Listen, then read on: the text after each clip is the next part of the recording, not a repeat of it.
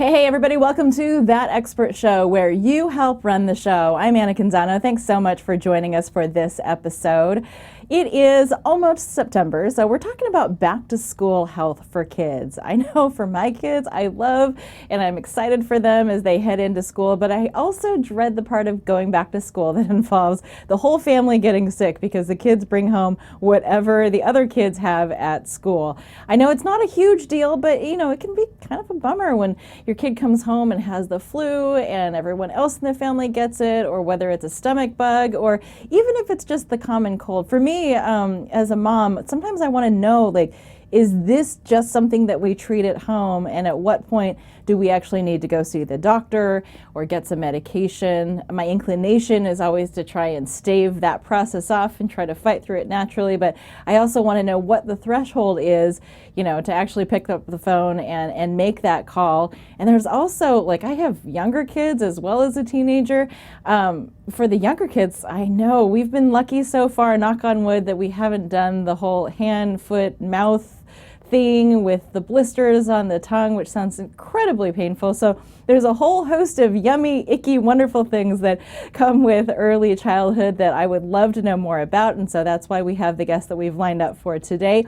He is a faculty physician and associate program director at Forrest General Hospital, family medicine residency. He's double board certified in family medicine and occupational and environmental medicine. Joining us live from Hattiesburg, Mississippi is Dr. Rambod Rouhkbakhsh.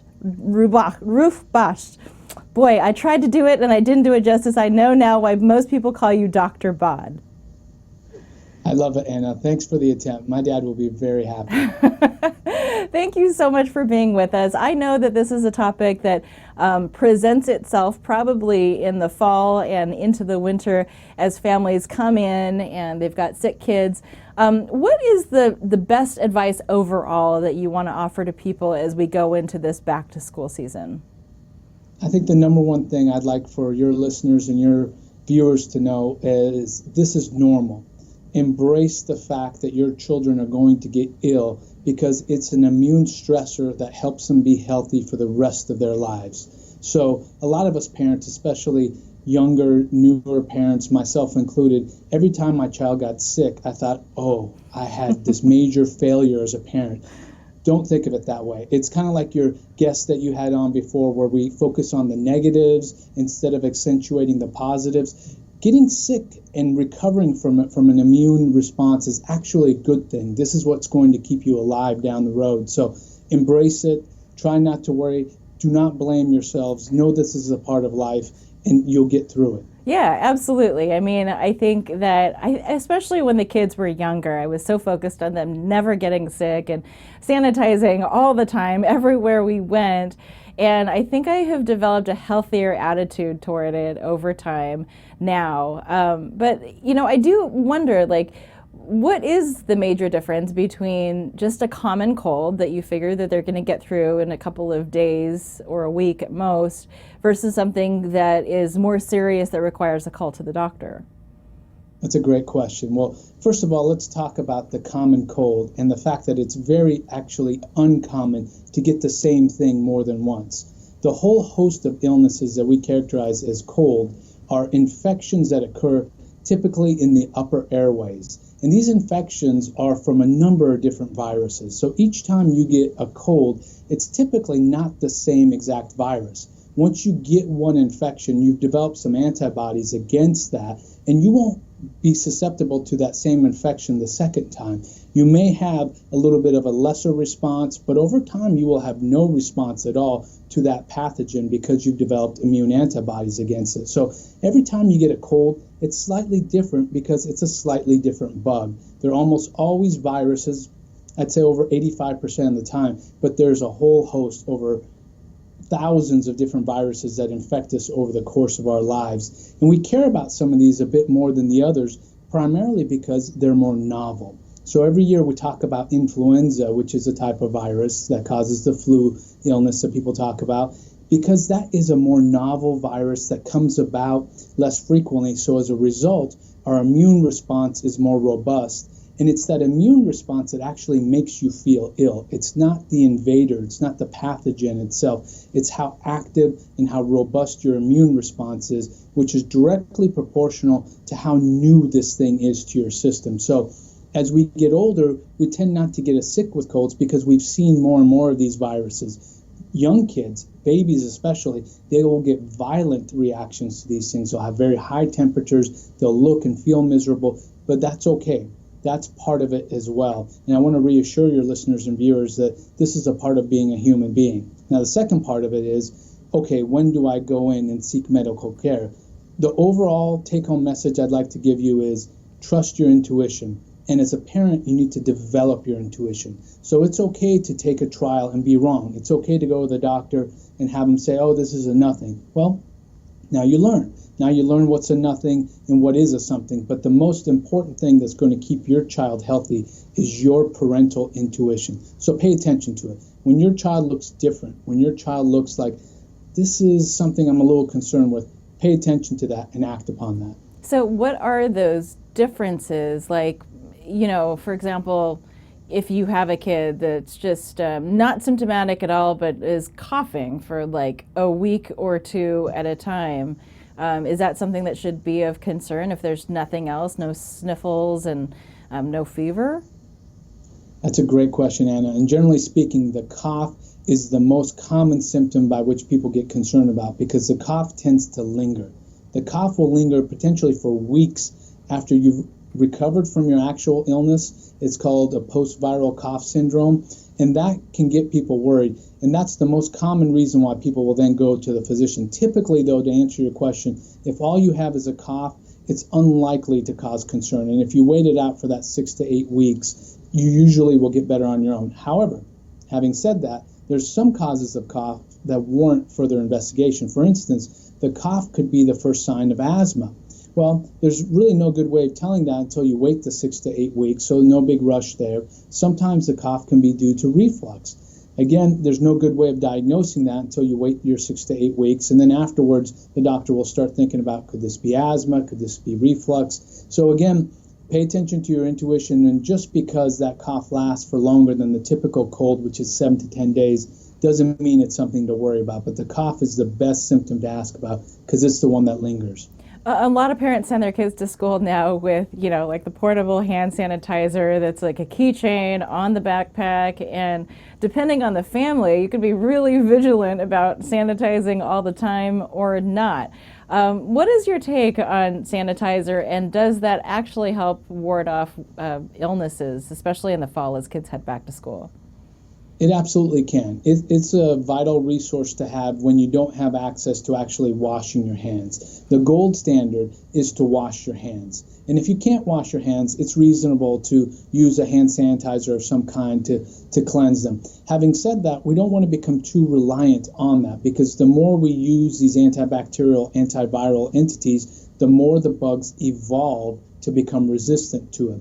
And also, you don't need to really freak out about the cleanliness of your hands. It's not a big deal to have germs and bacteria on your hands. You'll get sick, however, if you take those onto your face. If you touch your eyes, your nose, or your mouth, that's where you'll get your upper respiratory illnesses. But as long as they're living on your hands, there's no potential for illness. They won't break through your skin and cause you to get ill. So is that something that you can, I mean, depending on the age of the kid, obviously, that you can have that conversation with your kid about, hey, if you just try not to touch your face, your eyes and your nose and your mouth in the course of the day, if it's just that thought that you plant in the back of their head, might that be a helpful way to ward off illness? That's been my strategy with my children. I think that's a really good idea. I tell them the face is a no-fly zone, and I'm probably more vigilant about catching them touching their eyes, nose, or mouth than probably some other things I should be a better parent about, to be perfectly honest. But that's my ballpark, right? That's my quote-unquote expertise, right? Yeah. So I try to keep them from touching their face as much as I can. And, you know, these illnesses, again, as we talked about, are a part of life, and to some degree, we should embrace them, get ill, and develop our immune systems. But typically what happens more often than not, especially in places where there's a lot of pollen, is these kids will have these lingering, what people think are illnesses, but they're actually allergies. And I think this is kind of an interesting point. Remember when we talked about your response to illness, in terms of your immune responses, what actually makes you feel ill, it's not the actual pathogen. Yeah. So say you get a virus that comes into your nose and your body's never seen it before, so the immune system revs up and it sends all these fighters there to do battle. And the residual of that battle is inflammation. It's that inflammation that causes your symptoms. The more severe the inflammation, the more robust the inflammatory response, the higher the fever, the more you have congestion, runny nose, cough, so on and so forth. Yeah. Well, the same thing happens if your body is sensitive to non-infectious stimuli, such as grass or dust mites or whatever it may be that you may be allergic to. It just so happens, though, that allergic response is smaller because you've had numerous exposures to this and you've developed some antibodies against it. This is the whole concept behind allergy shots, where you get smaller and progressively larger doses of what you're allergic to, so you build up this low-level immune response so that you don't have these big reactions. So a lot of times when you have these low-grade symptoms, low-grade fever, congestion, runny nose, sneezing, a mild cough, or maybe even a severe cough that keeps people up at night, scratchy throat, but it lasts for weeks, that's almost always allergies as opposed to an infection. Infections don't last weeks at a time, with a very rare exception. Interesting. Okay. Can we talk a little bit about the really fun stuff like hand, foot, mouth disease, which, like I mentioned, we've somehow escaped that. Like all of our friends have had it and it looks terrible. But there are certain illnesses that are more prone to elementary school aged kids, right? Absolutely. And the reason why that is because most of us adults have already had that infection and we won't get it again. Similar to the chicken pox, which is again a virus. Some of these viral infections will produce what's called a viral exanthem, which is a fancy word for a rash. And depending on the type of virus it is, it could be a pox mark like chicken pox, or the hand, foot, and mouth vesicles or blisters that you see in that illness. But the reason why adults don't get it is because you've had it as a child. And to some degree, we will all have these illnesses. And when we get them, we'll develop an immunity to them. So your child probably will get it somewhere along the way. It may not manifest itself as a big vesicular rash as it does in some kids. It may be pretty mild. But rest assured, your child probably will get it, which is why they won't have it as an adult. And with that particular one, there's really not a lot of treatment that you can do. You just kind of treat the pain, because like if the kid has sores in their mouth, it can make it hard for them to eat or drink, right? Correct. And that's the big thing with little ones. With little ones that maybe you can't communicate with just yet, they're at risk for dehydration, which is the big thing. So treating them symptomatically is important, giving them a pain reliever, maybe a fever reducer. And sometimes you can go to your doctor and they'll prescribe a compounded magic mouthwash, which helps decrease the pain, just to make sure your child can stay hydrated. Sometimes when kids are put into the hospital, well, actually a lot of times when they get these mild illnesses, they're put in the hospital because primarily of dehydration, so they can get IV fluids while their body does the work of battling these things. How about kids that are a little bit older, like middle school and high school age? I don't think, those illnesses apply, but you start to hear about things like mono with that age group. So mono comes about in that age group primarily because it's spread through salivary secretion. So it's termed the kissing disease because kids may pass it from starting to kiss. Now, it's like all the other things, a viral illness. It does behave a bit differently. Mono can have kind of low simmering symptoms for weeks at a time. It's oftentimes associated with severe fatigue, and that's how it's diagnosed. But once it is diagnosed, it's important to see a physician and make sure your child doesn't have liver or spleen enlargement, more typically spleen enlargement. Because if they do have that splenic enlargement, which comes about, which is an immune organ, by the way, which comes about as the body's trying to battle this, An enlarged spleen can be dangerous to a contact sport athlete. So if your child is an athlete and they're engaged in contact sports, they have to wait for that spleen to shrink up again before they can go about doing it. But the actual illness itself is really pretty mild. It's fairly similar to some of the other viral illnesses that we get throughout our early childhood. So the congestion and the sneezing and the cough and the fever are really pretty low grade, and oftentimes people don't even know that they have it. Most of us have probably already had this illness and never knew it. What do you think is the most surprising thing that families learn in the course of their kid getting sick? I think a lot of times they come to the doctor and they get this reassurance that there's a viral illness, it'll get better on their own, but the families know that there's something else going on, or they fear that something else is going on. And in my experience, in my clinical experience, oftentimes what is also going on is this long simmering allergic reaction. So nationwide, most every child has seasonal allergic rhinitis or hay fever. And these are about 75% of the kids. So these things will linger and linger and linger. So amongst the most surprising things that I think parents learn when they come see a doctor is that your child has allergies. And this is pretty common. There are things we can do to treat it, but those kind of dark spots under their eyes, what we call allergic shiners, that kind of sniffling, clearing of the throat thing that they may do, or they may complain of a scratchy throat when they wake up, that's almost always allergies. We do have some comments from social media because, as always, we post about the topic that we'll be discussing in advance. On Twitter, Gretchen has commented that she's added elderberry vitamins to her girls' daily routine, and it seems to keep them healthy. I have done this as well. I don't know that it's part of our daily routine outside of the fall and winter season. I kind of go back and forth with it. Sometimes we're daily with it. Sometimes we just scale back and I don't know. I'm not very consistent about it. But what is your thought on the naturopathic remedies like elderberry? This is a great question. So I'm involved in clinical research, and the process by which a drug gets FDA approval, it is ridiculously rigorous, appropriately so. It is very expensive and very time consuming. So the part of the reason why this occurs is you have to prove that your intervention, your proposed drug, is not only safe, but it's better than the alternatives and better than placebo. When it comes to many of these natural things, unfortunately, there's no money for anybody to make to study these, so they're not studied. So to some degree, we're only reliant on retrospective data that says they're safe or not safe. So the good news about elderberry in particular is there's no significant evidence that it's harmful. The bad news is nobody's really studying this in a rigorous fashion to prove that it is helpful.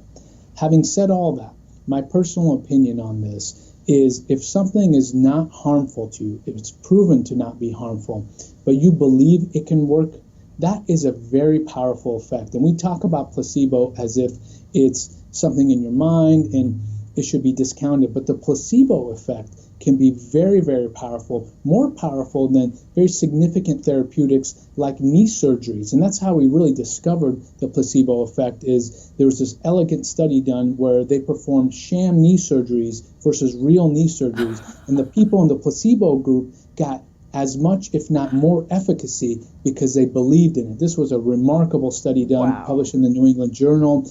They went through the whole process, anesthesia, the same music. They actually made an incision, so the scars and the recovery were the same, and they proved that placebo was better than this orthopedic surgery that we were doing for all these years. So what I tell people is there are many things out there that the FDA hasn't studied, primarily because there's no money in it. But if it doesn't harm you and you believe it can work, give it a go. The placebo effect is very powerful, and we should not discount it. That is fascinating. I've never heard of that study, but that speaks to the power of the mind. Is there a resource that you would recommend online where I can go and check, like I can type in elderberry and it's a credible resource that will tell me whether or not this is harmful? Absolutely. The best one I've encountered is called the Natural Standard Database. And it has some free components. Over time, they'll make you pay for it to have the full complement. I don't think most regular consumers will need the full complement.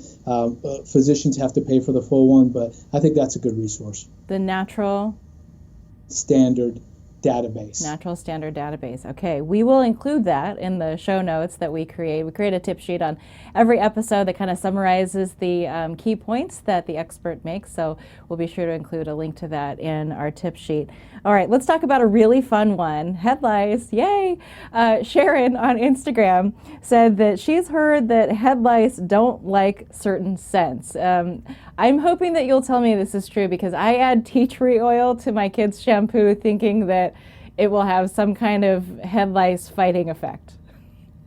There is some evidence to that there is some sort of deterrent, and tea tree has been cited as that. But if your child does get lice, the only way to really cure it is to suffocate those microscopic mites and effectively kill them and wash them out. And you need a fair amount of exposure, a fair amount of intimate exposure to get head lice. So very rarely will you get it from a seat at the airline, those passenger airplanes where we all rest our head back. If lice were that easy to contract, we'd get a lot more of it from that exposure. So try not to worry about it too much, but the good news is it's pretty easily treated. So if it's not that easy to catch, then it is easier if you're sharing hairbrushes, or can you get it from trying on a hat at a store that somebody else has tried on who had head lice? Theoretically, yes. Theoretically, the answer to both those questions is yes. You could get it from that route. And I may be, downplaying the airline's role in cleaning those seats. Maybe they do a really good job of cleaning those seats. I've just never personally witnessed it. Okay. Let's talk about college-age kids, because we talked about younger kids in middle school and high school. You hear about college kids and meningococcal disease and that kind of stuff. Do you want to offer any advice specifically to the older, maybe the young adults who might be watching? Absolutely. So the good news is by the time you get college age, you've had a lot of these childhood vaccinations and you get a good, robust immune system. The meningococcal illness is a bacterial infection, and generally speaking, we don't get as much exposure to bacterial illnesses. So when you do get a bacterial infection, it is a more robust immune response, and potentially these can be fatal infections. So the best way to guard against getting illnesses in general is the same thing we tell our young children: try not to touch your eyes, ears, nose, or mouth without cleansed hands. But when it comes to meningococcal specifically, the rate has plummeted with the new meningococcal vaccination. So teenage kids getting these vaccines, and many colleges require it before you're allowed to live in the dorms, because this illness is spread through close contact. So the people that get this are people that are either in college dormitories or incarcerated, who, I don't know what to think about that affiliation, but both of those live in very close quarters, and they're at risk for that illness. Can you talk a little bit about, things that parents can do to help their kids understand and have kind of a healthy relationship with the idea of getting sick? Yeah. What I try to tell my kids is similar to what we talked about earlier, that this is a part of life. And every time you go through this, you'll come out stronger on the other end. It will get better. It's going to take 7 to 10 days, no matter who you are. There are some things we can do to help you get better. Amongst the most miserable symptoms that people have is the cough. And unfortunately, we don't really have any remedies for that. But one thing that does work, and I would recommend you try with your kids once they're beyond the age where they can be exposed to this, is honey. Honey in warm liquid actually coats the back of the throat, and the cough typically that you have is from postnasal drip, which cues a sensor to tell you, hey, get this out before it goes into the lungs. And if you do that, it numbs that sensor and the cough is relieved. But what I would tell your children overall is this is a part of life. Every time you get one of these, you're going to come out stronger, and you're going to have less of these as time goes on. I think my husband John had a question about drinking fountains. We've seen kids put their mouths on them, like just fully cover drinking fountains in public places. Do you recommend telling your kids, like, try to drink out of your own water bottle rather than a public drinking fountain? That is probably good advice. Again, this isn't something that's extensively studied. It's not a big source of pathogenesis or disease causing in the world, but there's a lot of what's called biologic plausibility for putting your moist mucous membranes directly on something that stays wet where the viruses can live for a long period of time. So it is better to just drink from the stream as opposed to putting your face on that. I don't know what that thing is for anymore, to be perfectly honest, that reservoir for germs. But you can drink from the stream and you'll be just fine. Right. And then when you talk about these illnesses, like when someone is sick and they cough onto a surface, how long does that illness stay on that surface? Like I'm always telling my kids, like if somebody's sick and they cough on that door handle and you touch the door handle, then you touch their mouth and you're going to get sick. But realistically, what is the longevity of that icky germ that's on that surface? Anna, you're absolutely right to tell your kids that. The germs can last for hours and hours on end. They don't die off right away. Some do, some are kind of fragile and do, but most of the ones that get us sick last on surfaces for hours and hours. So your intuition was spot on. And then there's others that are even more resilient, right? Like there's what's the one that, entire schools have to be shut down and everything has to be wiped down because the illness will literally stay on a surface for days and days versus hours. I can't remember that one. So the one illness that we are most worried about that commonly still occurs in terms of airborne respiratory droplets is tuberculosis. Now, tuberculosis is worrisome not so much because it stays on surfaces for long periods of time, but because it's so small that it can just last on these air currents for hours at a time. And someone can be in a banquet room, have tuberculosis, a big banquet room with thousands of people in it. One cough from that person who has tuberculosis can spread all the way to the front of the banquet room. So this is an illness, again, that also occurs with people that are in close proximity, predominantly in incarcerated populations, sometimes in dormitories as well. But that's the one we worry about because it can travel for so long, and anybody that is exposed to it is potentially going to get ill, and that's an illness that can cause problems for a long period of time. It's a bacterial infection. But there's the one, in addition to tuberculosis, there's the one that affects cruise ships all the time. Yeah, you're thinking of the norovirus. That one, yes. So, yes. So one of the many viruses, this particular virus, instead of infecting us in the upper airways, this goes into our gastrointestinal tract and then causes vomiting and diarrhea. And all the people that have vomiting and diarrhea are now spreading more of this virus. So that's the one that cruise ships have to get on shore, evacuate everybody, clean everything out with bleach-based solutions. That's a gastrointestinal pathogen that's also caused by a virus. Okay, let's talk about those stomach bugs because I call them stomach bugs. That's generally what people call them.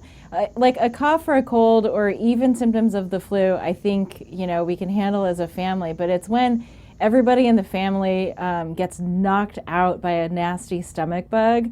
I mean, that's really the worst of it that I've seen for people because it can wipe you out for days and days. What is your advice on stomach bugs?